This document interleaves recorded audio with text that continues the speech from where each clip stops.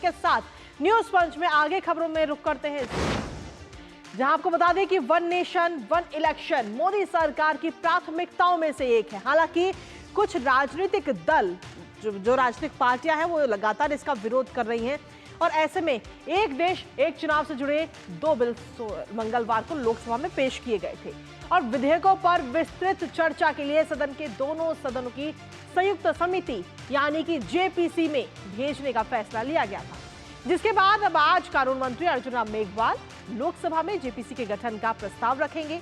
JPC में कौन कौन सांसद रहेंगे, इसके लिए नाम भी तय हो चुके हैं। आपको बता दें कि इसमें कुल 31 सांसदों को शामिल किया गया है। बीजेपी सांसद पीपी चौधरी जेपीसी के अध्यक्ष होंगे, उनकी अध्यक्षता में ये गठन किया गया है। तो वहीं समिति में बीजेपी, शिवसेना, शिंदे गुट के साथ साथ एनडीए के दलों के साथ साथ कांग्रेस, समाजवादी पार्टी, तृणमूल कांग्रेस, एनसीपी, शरद पवार से भी सांसदों को शामिल किया गया। अब जेपीसी अपनी रिपोर्ट अगले संसद के सत्र से पहले सप्ताह के आखिरी दिन तक सदन के पटल पर रख सकती है और इस पर करेंगे अपने संवाददाता से बात। लेकिन उससे पहले आप एक नजर डालते हैं ग्राफिक्स पर।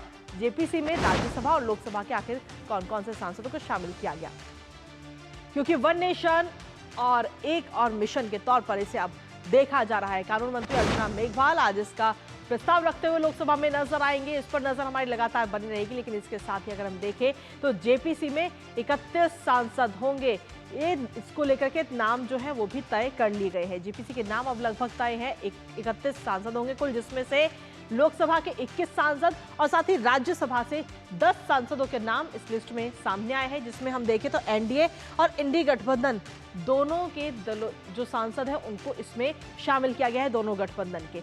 इसके साथ ही भारतीय जनता पार्टी के जो सांसद हैं पीपी चौधरी, वो इस कमेटी की अध्यक्षता करते हुए हमें नजर आएंगे।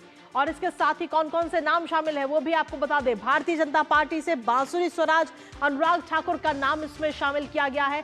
इसके साथ ही बीजेपी से और भी कई सारे नाम इसमें शामिल हैं। लेकिन वहीं दूसरी तरफ कांग्रेस से प्रियंका गांधी वाड्रा और मनीष तिवारी का नाम इसमें शामिल किया गया है। अब ये समिति का गठन आज किया जाएगा, प्रस्ताव इसको आज पेश किया जाएगा। लेकिन इसके साथ ही जेपीसी समिति का समीकरण क्या है वो भी आपको बता दें।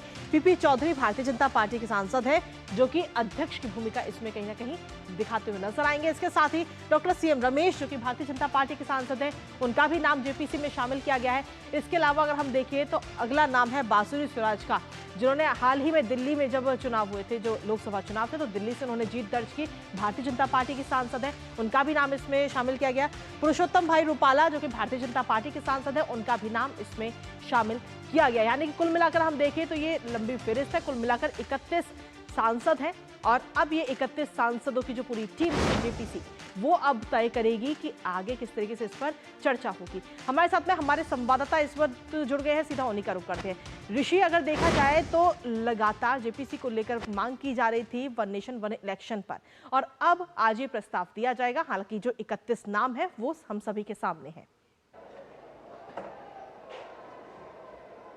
बिल्कुल बेहद महत्वपूर्ण पहले इस मामले में कि जब एक राष्ट्र एक चुनाव का जो बिल है, वो बिल 2 विधेयकों के माध्यम से इस कार्य को पूरा करने के लिए सरकार ने अपने एजेंडे को लोकसभा में रखा था। और बिल के इंट्रोडक्शन के समय में तमाम विपक्ष के लोगों ने जब इस पर अपनी बात रखी और वोटिंग तक हुई इसमें, और हम जानते हैं कि इंट्रोडक्शन के लिए भी वोटिंग कराई जा सकती है, तो वोटिंग में सरकार जीती और उसने इस बिल को इंट्रोड्यूस किया। इसके बाद जिस तरीके से हम जानते हैं कि इंट्रोडक्शन के दौरान ही ट्रेजरी बेंचेस की तरफ से साफ कर दिया गया था, जो अर्जुन राम मेघवाल जो कानून राज्य मंत्री हैं स्वतंत्र प्रभार, कि प्रधानमंत्री ने कैबिनेट की बैठक में ही इसे स्पष्ट कहा था कि इसे जेपीसी को भेजना ज़्यादा उचित होगा। हम जानते हैं कि हमारे पार्लियामेंट्री सिस्टम में एक स्क्रूटनी सिस्टम है। स्क्रूटनी के लिए किसी भी बिल को जब जेपीसी में भेजा जाता है तो उस पर एक गंभीर उसका परीक्षण होता है। हर एक पहलू उसमें शामिल हो जाते हैं, विशेषज्ञों से लेकर जो संविधान विशेषज्ञ हैं, कानूनी जानकार हैं, बड़े बड़े वकील हैं, इन सब की राय ली जा सकती है, और जो सामाजिक संगठन है उनकी राय ली जा सकती है। और समिति के पास अधिकार होते हैं कि वो किसी को भी इस मामले में बुलाकर उनसे रायशुमारी भी कर लेती है। तो एक बड़ी पहल है, एक चुनाव कराने की जो पहल है एक साथ, जिसमें विधानसभा और लोकसभा के चुनाव एक साथ कराए जाने की जो पहल है, इस कानून के माध्यम से पूरी होगी। इसके लिए क्या क्या चुनौतियां हैं इस समिति के माध्यम से देश के सामने आएंगी। सरकार ने इससे पहले मैंने देखा था कि एक समिति बनाई थी। एक तो लॉ कमीशन की रिपोर्ट इसमें ली गई थी। लॉ कमीशन ने सभी राजनीतिक दलों के साथ सिलसिलेवार तरीके से बात की थी और उसके बाद इसमें एक समिति बनी थी पूर्व राष्ट्रपति के नेतृत्व में, उनकी अध्यक्षता में, तो उसने भी अपनी रिपोर्ट दी है। तब जाके सरकार ने इस पूरे एजेंडे को आगे बढ़ाया है। जी चलिए, फिलहाल बहुत बहुत शुक्रिया ऋषि, और लगातार लोकसभा की कार्रवाई पर आप अपनी नजर भी लगातार बनाए रखिएगा। फिलहाल शुक्रिया।